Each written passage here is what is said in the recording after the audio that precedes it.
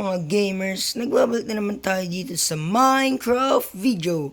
At ngayon guys, nagbabalik na naman tayo dito sa Pre-Craft Season 2. So ngayon mga gamers, andito po tayo sa panibagong world or panibagong server ng Pre-Craft. So guys, ito po ang episode 1 ng Pre-Craft Season 2. So sana subaybayan nyo rin tong Season 2 ng Pre-Craft. So ngayon, samahan nyo ako guys. Ito guys, sa Pre-Craft Season 2 ay mas marami na po kaming members ngayon. At ang kasalukuyang members po sa ngayon ay 6 po kami guys lahat. So kailangan pa po namin ng 4 pang member na pumasok dito sa server namin. And comment down below po sa baba at isendan ko po kayo ng Discord link. And yun guys, pagka na-approve kayo dito sa server namin, matik na isasali namin kayo sa group chat namin sa Messenger. So, ayun guys. So, sa mga gustong pumasok dito, pumasok kayo. So, naglagay na pala ako dito ng pathway. So, may mga kanya-kanya kami ditong mga ano guys, mga base. So dito guys sa season 2 guys, wala muna kami ditong bayad sa permit and wala muna kaming shopping district. Kasi guys, yung mga shop na gagawin namin ay sa mga base namin gagawin. Tapos pupunta na lang dito yung mga bibili at yun, bibili sila guys. Tapos guys, yung mga ibebenta namin dito is binigay sa amin yung mga aming mga ibebenta. So ayun, at ang nakuha kong una sa guys, sa permit sa pagbebenta, ang nakuha ko ay iron at saka sugar cane. So yun yung ibebenta natin ngayong season 2. Kaso dahil ayoko ng iron, so sobrang hirap maghanap ng iron. Sabi nila guys, pwede daw mag-trade ng permit sa pagbebenta ng mga business. So dito guys, ang ginawa ko is naghanap ako ng taong kinakailangan ng iron na permit at magbebenta ng iron. At then guys, nahanap ko si Dimwell. So si Dimwell guys, ayun, hinahanap niya rin pala yung iron. So nag-trade kami dito at ang tinig niya sa akin permit ay yung andesite. Andesite na po yung so ngayon guys, ito guys no. So ayoko muna pumunta dyan sa bahagi dito kasi andyan yung bahay ni Lawrence PH. Lawrence PH ba yun? Pero di ako sure. Pero ayun, subscribe nyo na siya guys, yung member natin ngayong season 2. And hindi ako pwede pumunta dyan kasi nga baka ma-spoil ko yung kanyang bahay. And dito naman sa packet na to, papunta dyan naman yung bahay ni GCMC. Yan. Tapos dito naman guys, dito nyo makikita yung bahay ni Dimwell. So andito yung bahay ni Dimwell. Yan, parang village. Tapos yung bahay ni Stepfather, hindi ko pa nakita yung bahay nun, pero sabi nila lumayo daw si Stepfather dito. So lumayo siya guys dito sa atin. So ngayon guys, kasalukuyan po kaming nag-grind pa. So meron na po tayong nakuhang 20 diamonds.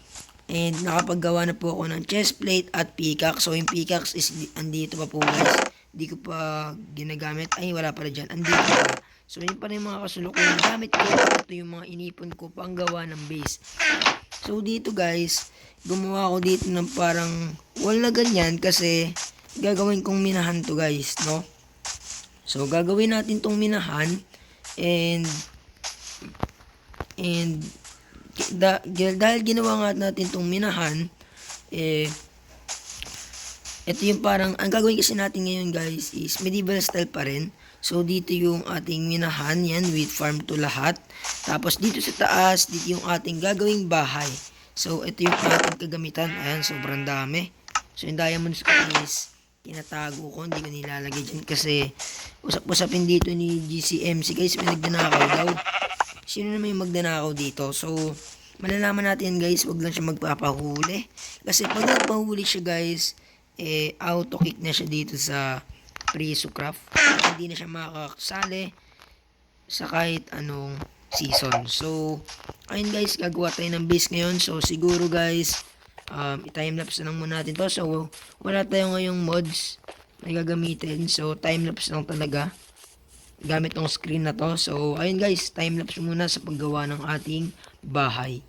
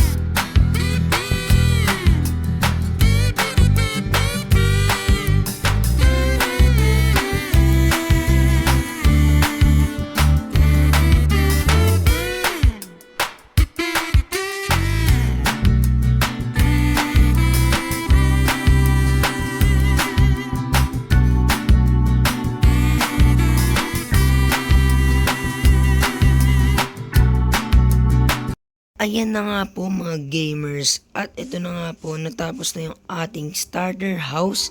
So ngayon ipapakita ko sa inyo yung itsura ng loob niya. So dito guys, ipapakita ko sa inyo yung itsura or interior sa loob. So dito hindi pa natin nagagawa to. So may gagawin pa tayo, may kailangan pa tayong gamit dito guys. So may mga gamit pa tayo dito. So ang mga gamit natin na to ay ipapasok natin to sa loob guys. Yan. So ito na yung ating starter house dito sa season 2. Ayan guys, makikita nyo. So sobrang medieval niyan guys, no. So itong mga window guys, may ano yan guys, may glass talaga yan guys. So hindi ko muna siguro manalagyan ng glass ngayon kasi guys wala pa tayong nahanap na sand. So siguro ano guys, lagyan na natin ng glass pag nakahanap tayo ng sand. So ito yung kanyang harap. So dito guys, nilagyan ko siya dito ng chimney. Ayan. So ipaganyan-ganyan pa siya guys. Tapos guys, gas mo dito. Ito. Sa ilalim merong storage. Yan. Tapos ito yung chimney. Tapos ito yung crafting table, smoker, furnace. Tapos dito yung ating tulugan guys. Yan. So dito yung tulugan natin and wala pa tayong glass. So ito lang yung starter house natin na bagay dito sa Pre-Craft Season 2. So ayun guys, and gabi ngayon dito sa Minecraft. So matutulog tayo. So ayun nga po guys, no? So ayun guys, ipapakita ko sa inyo dito yung base ni Dimwell the Miner. Kasi kung naalala nyo yung base ni Dimwell nung season 1, ano guys, starter talaga siya guys. Basic lang talaga yung ginawa niya doon. So ngayon guys, ipapakita ko sa inyo yung starter house dito ni Dimwell ngayon sa season 2. So eto guys, ayan. So yan, nakikita nyo na to, hindi pa yan yung bahay niya. So ayan, nag-left si Dimwell. So ito yung ano guys, minahan niya sa ilalim. So naglagay siya ng tulay dito para may daanan. Tapos, ito yung pathway natin. At ayun yung bahay natin guys. So, ito yung hagdanan niya na dito na tulay-tulay. So, yan. Ito, dito tayo tutulay. Tapos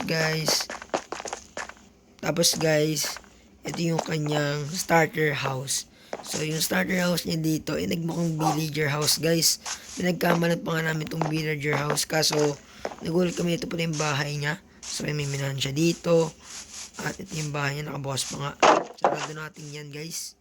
So, ito yung bahay niya, guys. Simple lang. Tapos, meron siya dito,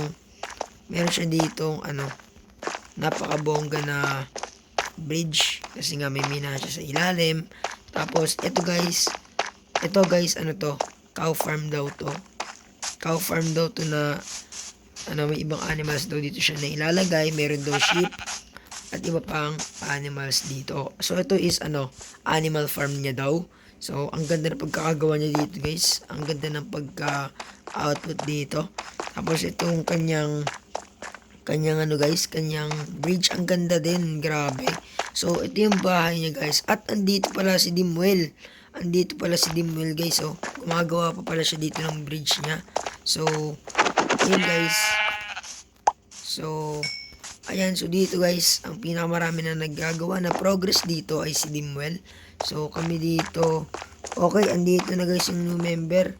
Pumasok na yung new member namin. So, itong new member namin, to guys, galing, di ko alam kung sa YouTube siya nakasali sa Discord. Hindi ko alam, basta sumali siya dito. So, in-interview ko naman na yan at pasado naman na yan, guys. So, 7 na kami ngayon dito sa Pre-Sucraft. So, 7 na kami and guys, parami na tayo ng parami. So, ito yung base ni Dimwell. Ayan. Kung makikita nyo, may kuweba pa siya dito. At ito yung ating base. So, ito pa lang yung nagiging progress dito sa ating base. So, yan. Yung farm natin, ongoing pa lang. Tapos, ang nagagawa pa lang natin dito is yung ating bahay. So, sa pagmamining is nakikimine tayo din sa mining area ni Dimwell sa cave. So, dito naman guys, hindi pa nag-upload si Lawrence dyan, kaya hindi ko muna pwedeng ipakita yung bahay niya. Pero siguro yung kay GCMCs pwede ko na ipakita. So, yan, nakalagay dito guys. Ito, dito yung papunta kay Lawrence, yan, sa base niya. So, ito naman yung papunta sa base ni GCMC. So, ngayon pupunta tayo sa base ni GCMC. So, yan. Ang taas pala ng base ni GCMC dito, guys. Pabundok. So, ayun, guys. Si Steps Father, di ko alam kung saan yung nagtayo ng bahay niya. So, dumaan kasi yun si Steps Father, guys, dito sa amin. At nanghingi siya ng oak planks. At ito yung bahay. Ito yung base niya, guys, ni GCMC. So, meron siya ditong sheep farm and cow farm. So, wala pa siyang bahay, guys. So, ayun, guys. So, ang walang bahay lang dito is si Dimwell may bahay na. Ako may bahay na. Si Lawrence, ongoing pa lang yung bahay niya. Under construction. Tapos, si Steps Father, di ko alam kung nakagawa na siya. And yung member natin, wala pang bahay. Si GCMC, wala rin bahay. So, pag dito, guys, pagpunta dito ni GCMC, makikita niya agad dito yung bahay ko, guys. Ayan. So, sinakto ko talaga yung bahay ko dyan sa gitna na taas na yan para kitang-kita yung bahay ko. So, dyan guys, pumunta rin niya. So, gitnang-gitna tayo dito, guys. Sa papagitnaan nila tayo. Kasi andito si Lawrence, si GCMC, tapos andito si Dimwell. So, napapagitnaan nila tayo, guys. Kaya, kada punta nila sa mga members natin is nadadaanan nila tayo. So, ayun. Nung season 1, ang paborito kong kainin noon is potato. At ngayon, ang favorite kong kainin is sheep. Yan. So, busog tayo lagi dito sa cook. So, ayun. So, yung starter house natin ngayon season 2. So, siguro, guys, goods naman tong sa ngayon. So, siguro sa season 3 is mas gagandahan pa natin lalo yung ating build sa ating base. So, ayun. Ito tintulagan natin. So may kulang pa talaga dito. Yung glass na lang yung kulang. So ayun guys. And yung glass na lang talaga yung kulang. Pati itong ating wheat farm. So siguro next episode is pag nag-record tayo is for sure meron na tayong wheat farm and meron na tayong glass dito sa ating bahay. So ayun lang for today's video guys. So ito lang po para sa araw na ito mga gamers. Please like, share, and comment, and subscribe. And pakiclick na rin ng notification bell para lagi kayong updated sa mga videos ko at masubaybayan nyo ang Free to Craft Season 2. At para mapanood nyo din ang ibang episodes na to. Dahil mas marami pa tayong gagawing builds na mas nakakamangha pa. So ayun na para sa araw na ito mga gamers. Hanggang sa muli, paalam!